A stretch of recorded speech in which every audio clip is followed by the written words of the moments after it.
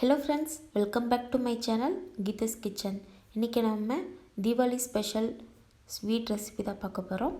காஜு கட்லி முந்திரி கேக் எப்படி பண்ணுறதுன்னு பார்க்கலாம். ஸ்வீட்லேயே ரொம்ப ஈஸியான ஸ்வீட்னால் இது தான். ஸோ அதுக்கு இன்றைக்கி நான் 1 கப் முந்திரி எடுத்து வச்சுருக்கேன். நீங்கள் ஃப்ரிட்ஜில் வச்சுருக்க மாதிரி இருந்தால் எடுத்து வெளியில் வச்சுருங்க ஒரு 4 மணி நேரத்துக்கு முன்னாடியே. 1 கப் கேஷ்யூவுக்கு 1/2 கப் சர்க்கரை கரெக்டாக இருக்கும். ஸோ அதுக்கப்புறம் ஒரு 1/4 டீஸ்பூன் போல் ஏலக்காய் பொடி எடுத்து வச்சுருக்கேன். நீங்கள் வேணும்னா குங்குமப்பூ கூட சேர்த்துக்கலாம் ஏலக்காய் தூளுக்கு பதிலாக. ஸோ இது 3 தான் முக்கியமான பொருட்கள், தேவையான பொருட்கள்.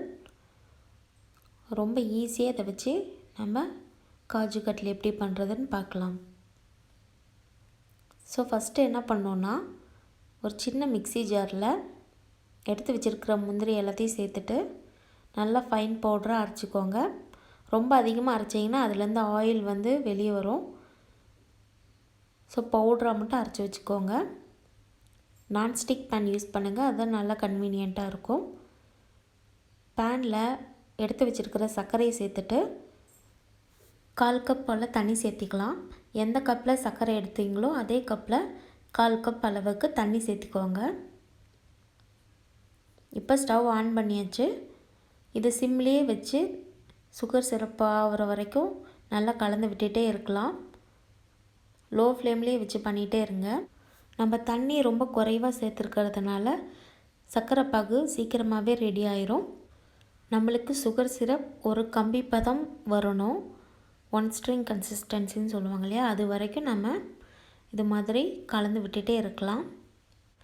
கேர்ஃபுல்லாக ஒரு கம்பி பதம் வர வரைக்கும் பார்த்துட்ருங்க. சப்போஸ் உங்களுக்கு அதுக்கு அதிகமாக போயிடுச்சுன்னா கொஞ்சமாக தண்ணி விட்டு கொதிக்க விடுங்க. அந்த பதத்துக்கு மேலே போயிடுச்சுன்னா நம்மளுக்கு முந்திரிக்கே கரெக்டான டெக்ஸ்சரில் கிடைக்காது, ரொம்ப ஹார்டாக இருக்கும். ஸோ கொஞ்சம் தண்ணி விட்டு கொதிக்க வச்சிங்கன்னா கரெக்டாயிரும். இப்போ ஒரு கம்பி பதம் வந்துடுச்சு பாருங்கள். இது மாதிரி செக் பண்ணி பார்த்தீங்கன்னா ஒரு கம்பி வரும். ஸோ கரெக்டான பதம். அரைச்சி வச்சுருக்கிற கேஷ்யூ பவுடரை இதில் சேர்த்துடலாம். வேணும்னா ஜல்லடை வச்சு கூட சலித்து சேர்த்திக்கோங்க, அப்போ டெக்ஸ்சர் இன்னும் நல்லாவே கிடைக்கும். ஸோ சேர்த்துட்டு நல்லா பொறுமையாக மிக்ஸ் பண்ணி விட்டுட்டே இருங்க.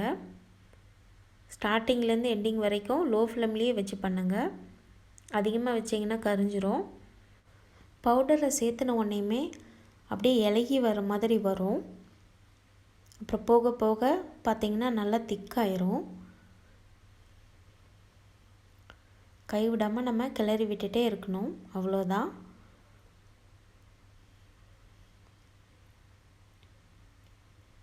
ஸோ இது ரொம்ப ஈஸியாக பண்ணிடலாம் இந்த ஸ்வீட்டு.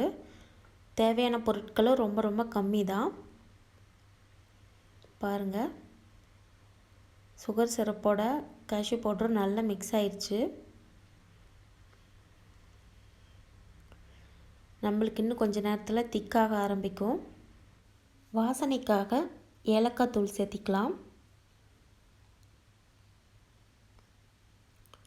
ஏலக்காய் தூள் சேர்த்துட்டு மிக்ஸ் பண்ணி விடலாம். பாருங்கள், நல்லா திக்காயிடுச்சு. இன்னும் கொஞ்சம் நேரத்தில் ரெடி ஆயிரும்.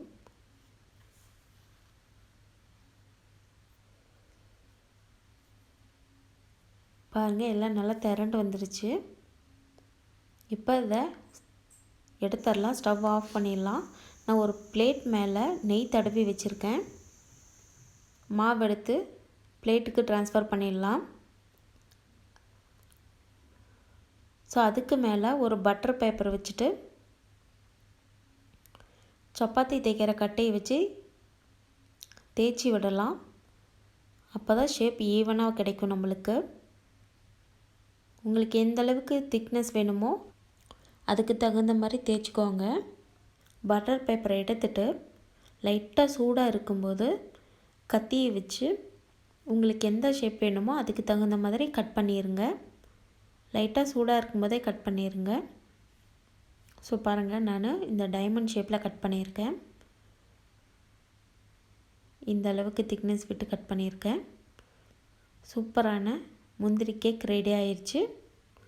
இந்த தீபாவளிக்கு நீங்களும் இந்த காஜு கட்லியை ட்ரை பண்ணி பாருங்கள். உங்களுக்கு ரொம்ப பிடிக்கும். செய்கிறது ரொம்ப ரொம்ப ஈஸி.